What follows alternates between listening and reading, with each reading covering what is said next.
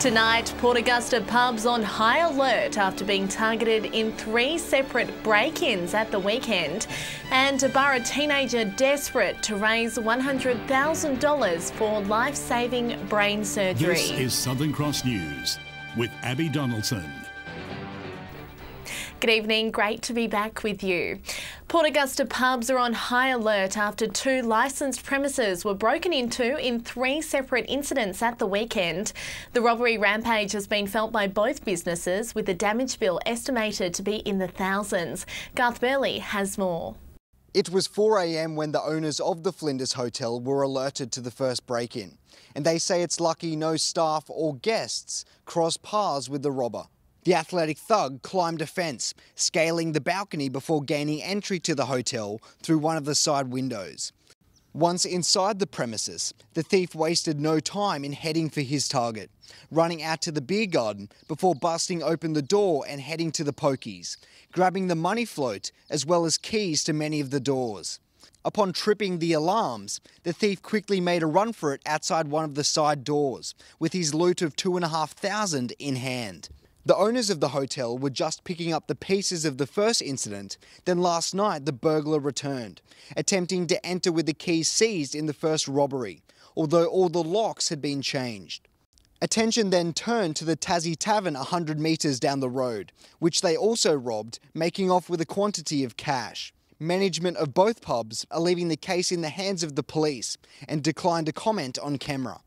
Police are continuing investigations into the 2 burglaries and are hopeful of catching those responsible. They're appealing to the public to be vigilant of people loitering around these premises after dark, and if they see anything suspicious, to call the police. SA Health has warned Port Augusta residents to be aware of the signs of measles after a 7-year-old child visiting from overseas was treated for the highly contagious disease. The child's family stopped at a hotel in Port Augusta in the middle of this month, and those who are not fully vaccinated against measles can contract the disease within half an hour. Symptoms include a runny nose, cough and rash, and if you're concerned, you should contact your GP immediately. A full list of potential sites are on our Facebook page. A number of charges have been issued for alleged water theft in both the north and south of New South Wales. A newly established water watchdog issued the charges, some of which carry potential fines of over $1 million. Serious allegations with serious consequences. Operating since late April, the Natural Resources Access Regulator, or NRA, has been enforcing water compliance across New South Wales. Where every drop counts and water users simply must comply with the law, and it's NRA's job as a fair but firm regulator to ensure that action is taken where breaches of the law are identified. The regulator has wasted no time in issuing a number of charges for various alleged water offences across the state. An irrigation company in Moree has been charged with water theft after allegedly taking water from a river while metering equipment was not working. It's also alleged they constructed and used a channel to move water without approval. Penalties could be over $1 million. Most water users are well aware of their obligations and they comply fully with the law. We have staff out and about across the state who are our eyes and ears, working closely with landholders. Closer to Broken Hill, and 2 men have also been charged with water theft on properties near Walgett. They face fines of over $200,000. The regulator also charged a 35-year-old Corinda man for allegedly giving false and misleading information to water investigators. Communities want a fair, transparent and enforceable water compliance system, and that's exactly what NRA is here to deliver. Patrick Reinke, Southern Cross News. GFG will have extra trucks on the Iron Knob Road in Whyalla until the end of the month. The vehicles will be carrying quartz from its mine 18 k's outside of Iron Knob to the steelworks.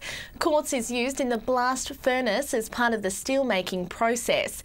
GFG says 4 trucks will be on the road from 4 till 6 p.m. weekdays, carrying 1 load per day. Drivers are urged to be extra vigilant and advise the company if they plan to use the road during this time.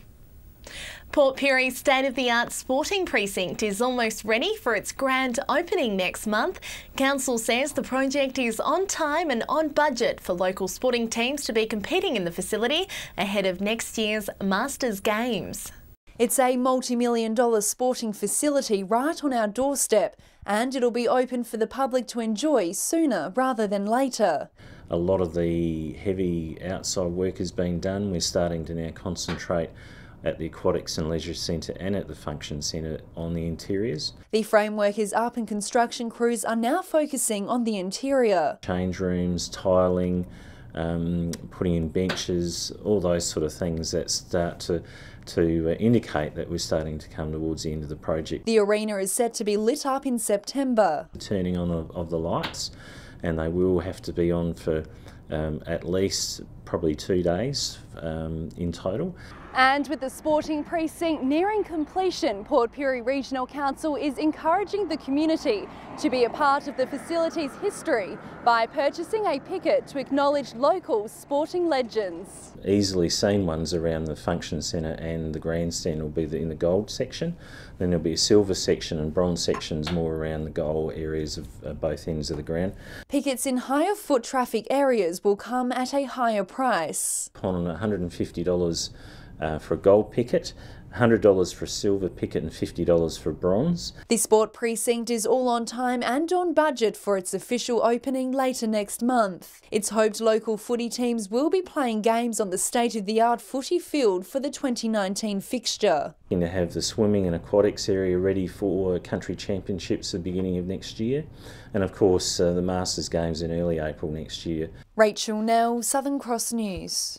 Still to come tonight, all the action from one of the biggest events on the local racing calendar, and we meet a Burra teenager who's desperate for life-saving brain surgery. A group of Whyalla men will ride 1,000 kilometres over 7 days to raise money for Ronald McDonald House. It's a personal crusade for the trio, with one of them sadly having to use the house. For Tyrone Harris, riding the charity ride for 6 kids was initially a fitness challenge. He's taking part in the November event once again, with an increasing knowledge of what the Ronald McDonald Foundation does. Know what the foundation's about and how you're helping the kids and the families around the region. It certainly drives you to do that. Ronald McDonald House provides accommodation for regional families who have kids needing healthcare in Adelaide. Leaving Port Lincoln, the 1,000k ride takes place over 7 days, with each rider raising a minimum $6,000. Have a few laughs and a couple of drinks. It's quite social at night, to be honest, and yeah, then you get up and go again the next morning. Joining Tyrone will be Scott Hallam, who knows all too well about the house. His son Noah requires treatment in Adelaide, and the family is a frequent user. Scott says it does good work. You can bounce off each other. There's other people there going through similar situations.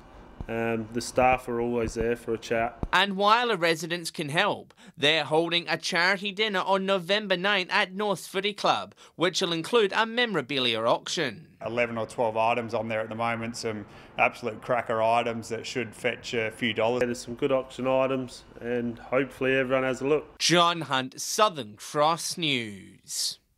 Hundreds of Outback racing fans flocked to the annual Corn Cup at the weekend. Aside from the racing, many punters used the opportunity to catch up with friends during the town's top social event. Whether outfits are traditional, modern or unique, racing and fashion go hand in hand, with even the youngest horse fans getting into the spirit. Despite a strong pool of talent for fashions on the field, there can only be one winner. It was really, really good. Really exciting. Was not expecting it at all. These were some of the 1,000 punters that flocked through the gates. Many regular punters to the yearly event. Others experiencing the Outback races for the first time. We rarely go to the races, so it's been fantastic to experience it. As the countdown was on for the day's most important race, spectators converged on the sidelines of the dusty outer track to back their favourite thoroughbred. Q Doubts streaking away from the pack to win this year's Corn Cup. How are you feeling? Oh, great. It's super. It's good to have him. We've only had him 5 weeks, so it's a good feeling to actually get a win with him. But for some, the day wasn't about the fillies or the fashion. Have you seen many horses race? No, we didn't watch any. You've just been at the jumping castle the whole time. That's it. State racing officials have commended the Jockey Club on the impressive condition of the track. The club says they're happy all things went to plan for the town's top social event. The crowd would be, I'm guessing, 900 to 1,000 people. The day's been fantastic. Weather-wise is brilliant. Couldn't get a better day. Garth Burley, Southern Cross News. At just 15 years of age, Amelia Hocking is in the fight of her life. The Borough teenager is hoping the community will rally around her to raise $100,000 to pay for life-saving brain surgery in Sydney. Around 3 years ago, Amelia started getting random headaches which gradually became unbearable. Many trips to the hospital and MRI scans revealed Amelia has a large cyst in the middle of her brain filled with fluid. A pineal cyst, which is right in the middle of my brain. The size is 1.2 centimetres. And she's in a desperate race against the clock. Amelia needs to travel to Sydney to undergo the dangerous brain surgery to survive, but it comes with a hefty price tag. Very risky procedure. It's $100,000, but that doesn't include if it goes any longer or if I have to stay in ICU any longer. I'm petrified of her having the surgery. I'm petrified if she doesn't have the surgery, what could happen. I'm scared that I will die from this, that if it grows I'm going to get worse and I'm not going to be able to leave my house. The life-saving surgery comes with possible complications like vision loss, disability and even death. Blind, paralysed, or I could die from the surgery. But it's a risk they're willing to take. The community has already shown its support by donating over $20,000, but as soon as we have raised the $100,000, we're able to book her surgery. Amelia's brother William is now selling show bags out the front of the family home to help his big sister. I made it to get money for my sister. Amelia has always been a high achiever in the classroom, but the agonising headaches are starting to take over. Excess noise is an issue for her as well. So just trying to manage tasks so that she has the best opportunity to do well. There's really high hopes of being a neurosurgeon herself when she finishes school. You can help by visiting the GoFundMe page. Amelia needs urgent brain surgery. Rachel Nell, Southern Cross News. Stay with us after the break. It's finals fever in local footy. And it was a mostly sunny start to the new working week. I'll have all the details up soon. Welcome back to local footy now, and finals fever is here with the Broken Hill and Spencer Golf Leagues holding their preliminary finals. Patrick Reinke joins me now from Broken Hill, and Pat, North were too strong for Central on Saturday. Yeah, Abby, North just had a bit more run in the legs in the fourth quarter, and it was made even more easier coming home with the wind. Central were gallant though, showing just how far they've come this season in what was a fiery clash. It was a tight tussle from the get-go, with both sides putting their bodies on the line. The Magpies had the breeze to start with and scored a few majors, but North rallied to only trail by 4 points at the first break. The Bulldogs then put the foot down, kicking 7-7 in a dominant second term. Josh Jones booted 5 across the afternoon, but he was lucky though. Any higher with this hit on Josh Hanford, and he could have spent this weekend on the sidelines. Down back for the Pies, veteran Justin Heath and the evasive Heath Harris kept things together the best they could. Central managed to score a few against the flow to stay in touch. The do-or-die prelim final mentality sparking a few melees around the ground. As the teams went to the halftime break, North led by 33. The Black and White had it all to do and set out to do just that. Simon Walk and Brent Christie got the Pies to within a few goals. North managed just 1 goal for the third quarter, leading by 19 at the final change. The Bulldogs would prove to be too strong for the hungry Pies though. Jaden Kelly was in his usual good form as the Blue and White kicked away. At the final whistle, North had closed the curtain on Central's season with a 60-point victory. They'll meet South in the grand final. Heading to the Spencer Golf League now, and a strong start from Solomon Town was enough to fend off a fast-finishing Prop Risdon side. Solly will meet South Augusta in the SGL Grand Final. It was the final round of the Port Lincoln Football League on the weekend. Marble Range were crowned minor premiers after thumping Boston by a dizzying 184 points. In the other games, Wayback also had an easy end to the season, smashing Mallee Park, and Tasman were too much to handle for Lincoln South.